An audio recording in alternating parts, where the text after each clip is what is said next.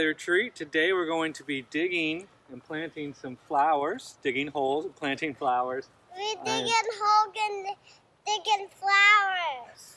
In these wood chip horse bedding pots. So I'm going to take you through the beds and just look at how they've been made. They've been here for about a year. The back row is the oldest, and then the second, and then this first one. So we have 3 beds. We got a lot of pots. A lot of the plants look dead, but I think they're going to be revivable. So this area was partially rock bed and had about 3 or 4 big trees, oak and pine. So we're trying to revive this landscape to be hospitable for our perennial flowers. So using wood chips creates a fungally dominated soil, and we can see if we dig down in here just a few inches below, we have really dark brown, rich. You can see on this side it's the same thing. We start to dig a little bit deeper, lots of moisture, and it's nice and warm, so it's still composting down. And we're going to dig some holes and plant some flowers. Let's go. Okay, so here's the first hole we'll be digging. So my big concern is, you feel that? That's hard rock. So I might not be able to get down to that, but that's okay because I built this soil. The soil has been built up so high that I think even if we can't get down to it, there's still plenty enough space for root matter. Look at that fungal domination. You see all that white mycelium? That is awesome. You see it, sweetie? That's a good healthy soil response that we're looking for. So especially for perennial plants, we want the fungally dominated soil. All right. So I'm going to be just sort of moving a lot of this out the way. First, put some in there.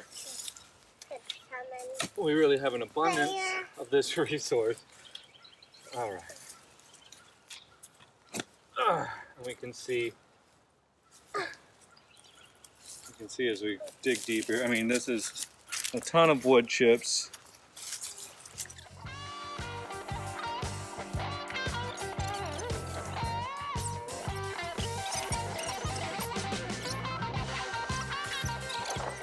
Once I got to the rock base, it had softened up considerably more than this, but it's still very rocky. So I am planting this basically as if it was just sitting on top of the ground and building soil around it.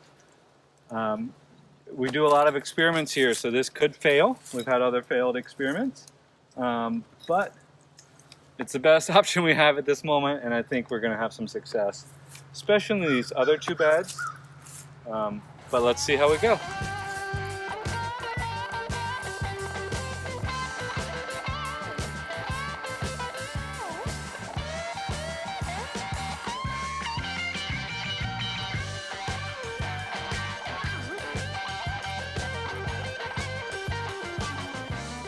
All right, we've planted all of our pots.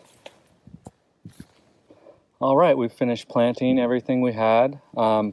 Unfortunately, we weren't able to manage our potted plants very well this year.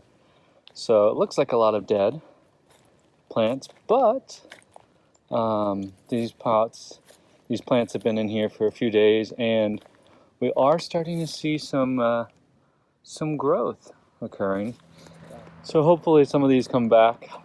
This first row is a mix of dahlias and mums. The second row is all dahlias. See, we got some folks here looking pretty happy. And then our last row is our roses. We only have 4 of them planted out here at the moment. So we'll definitely need to get some more rolling as soon as possible.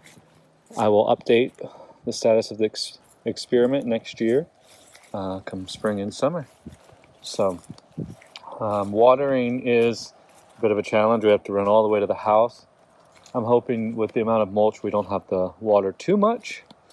If we take a look at that, it just rained, so it's nice and wet. Oh, look at that. That's yummy soil. All that mycelium. I think we're going to be good. Over and out.